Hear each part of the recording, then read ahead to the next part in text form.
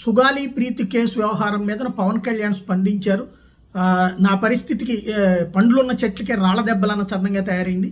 చేయూతనిచ్చిన వారిని తిడతే ఎలా? గత ప్రభుత్వంలో ముఖ్యమంత్రిగా ఉన్న వ్యక్తికి ఎదురు మాట్లాడే ధైర్యం కూడా ఎవరికి లేదు. ఒక మాజీ ముఖ్యమంత్రిని అరెస్ట్ చేస్తే కనీసం రోడ్ల మీదకి రావడానికి ఎవరూ సాహసించని పరిస్థితి. ఎందుకు అబద్ధాలు?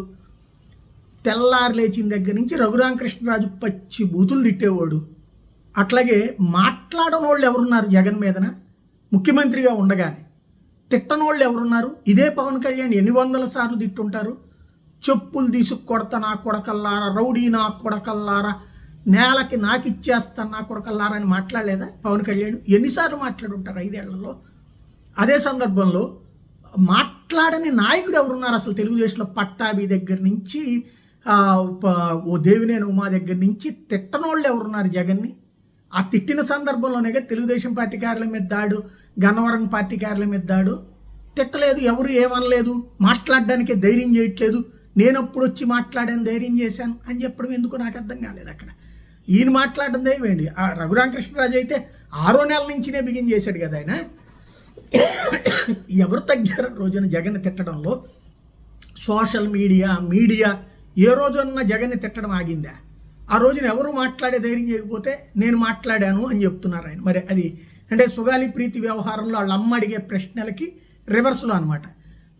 కర్నూలు నడిబొడ్డుకి వెళ్ళి బలంగా గళం వినిపించాను. ఆ పోరాట ఫలితంగా కేసును సిబిఐకి అప్పగిస్తూ అప్పుడు ప్రభుత్వం నిర్ణయం తీసుకుంది. చట్ట ప్రకారం వాళ్ళకి ప్రభుత్వం నుంచి అందాల్సిన పరిహారాలు అందాయి. కర్నూలుకు 9 కిలోమీటర్ల దూరంలో దిన్నెదేవరపాడులో 5 ఎకరాల వ్యవసాయ భూమి ఇచ్చారు. అక్కడ ఎకరం విలువ సుమారు 2 కోట్ల వరకు మార్కెట్ విలువ ఉంటుందని అంటున్నారు. కర్నూలు నగరంలో భాగమైన కల్లూరు దగ్గర 5 సెంట్ల ఇండ్ల స్థలం. సుగాలి ప్రీతి తండ్రికి రెవెన్యూ శాఖలో జూనియర్ అసిస్టెంట్ ఉద్యోగం ఇచ్చారు. రాజకీయ పరంగా మనం తీసుకొచ్చిన ఒత్తిడి ఫలితమే ఇది. మరి అయితే ఇప్పుడు ఎవరు జనాల్ని మోసం చేసినట్టు? అంటే ఇప్పుడు పవన్ కళ్యాణ్ గారు ఏ పార్టీతో ఉన్నారు? తెలుగుదేశం పార్టీతో. అమ్మాయి చచ్చిపోయింది ఎప్పుడు? 2017లో. అప్పుడు ఈ బెనిఫిట్స్ ఎందుకు ఇవ్వలేదు చంద్రబాబు గారు? 19 దాకా అధికారంలోనే ఉన్నారు కదా. అంటే 2 సంవత్సరాల్లో ఈ బెనిఫిట్స్ ఏమి ఇవ్వలేదుగా. ఎస్సీ మరణానికి సంబంధించి పోనీ కేసు తేలాక ఇస్తారైతే ఇప్పుడు కూడా కేసు తేలలేదుగా. మరి జగన్ ఇచ్చాడుగా. అమ్మాయి తల్లి జగన్ని కలిసిన తర్వాత జగన్ అవన్నీ అరేంజ్ చేశాడు. కానీ అది నా ఖాతాలో రాసుకో అని చెప్తున్నారు ఈయన. ఇంకొకటి సిఐడి చీఫ్తో మాట్లాడి త్వరగా న్యాయం చేయాలని సూచించాను. డీజీపీ గారితో, హోంమంత్రి గారితో మాట్లాడిన సిఐడి విచారణ చేపట్టిన తర్వాత తేలిన అంశం అనుమానితుల డిఎన్ఏలు సరిపోలడం లేదు, సాక్ష్యాలు తారుమారు చేశారు. ఇది ఎవరు తారుమారు చేశారు? ఇది ఎప్పుడు జరిగింది? ఇది 2017లో కదా. మరి పవన్ కళ్యాణ్ గారు ఎవరిని తిట్టిపోశారు? జగన్ని కదా. మరి అది జరగదని చెప్పింది ఆ రోజు జగన్ చెప్పింది కూడా అదే. సాధ్యం కాదు, దాంట్లో చేయడానికి ఏం లేదు. ఆమె చెప్తోంది తారుమారని. ఎవరు సాక్ష్యం అంటే ఆమె చెప్పింది అంతే. ఎవరో డాక్టర్ నాకు రహస్యంగా చెప్పారని చెప్పింది. అక్కడేం లేదు. అక్కడ పాయింట్ ఆమె చెప్పినటువంటి అన్ని కోణాల్లో విచారించేసామని అప్పుడు ప్రభుత్వం క్లోజ్ చేసింది. ఆ తర్వాత వచ్చినటువంటి ప్రభుత్వం మీదన విరుచుకుపడ్డారు. విశేషం ఏంటంటే చచ్చిపోయింది తెలుగుదేశం ప్రభుత్వంలో. అప్పుడు వాళ్ళు ఉన్నది అధికారంలో ఉన్నటువంటి తెలుగుదేశం పార్టీలోనే. వాళ్ళని ఎవరు సస్పెండ్ కూడా చేయలేదు ఆ రోజున. తెలుగుదేశంలోనే ఉన్నారు. ఏది ఆ స్కూలోడు. ఆ తర్వాత వాళ్ళు వైసీపీలోకి వచ్చారు, వైసీపీ అధికారంలోకి వచ్చాక. కానీ ఇక్కడ అదేదో వైసీపీనే చేయించింది అన్నట్టుగా ప్రచారం చేసినటువంటి పవన్ కళ్యాణ్ ఇవాళ దాంట్లో న్యాయం ఇప్పుడు మరి సిబిఐ ఎంక్వైరీ ఇవాళ తెలుగుదేశంను బీజేపీ జనసేన కదా అధికారంలో ఉంది. మరి ఏపించాలి కదా సిబిఐ దర్యాప్తు. ఎందుకు జరగటం? పోయి జగన్ అంట జీవో పంపించాడంట, కానీ దారిలో లోపల దాచిపెట్టి కూర్చున్నాడట. మరి ఇప్పుడు దాచిపెట్టకుండా దాచిపెట్టింది దులిపి బయటికి పంపించవచ్చు కదా. 1.5 ఏళ్ళ అయిపోయింది కదా.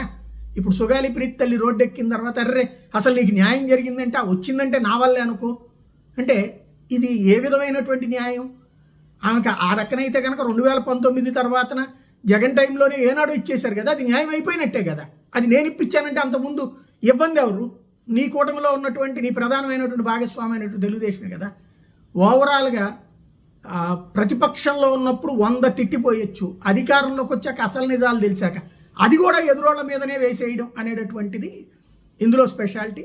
అందుకనే పదే ఒక పదం వాడుతున్నారు, సోషల్ మీడియాని కట్టడి చేయాలట.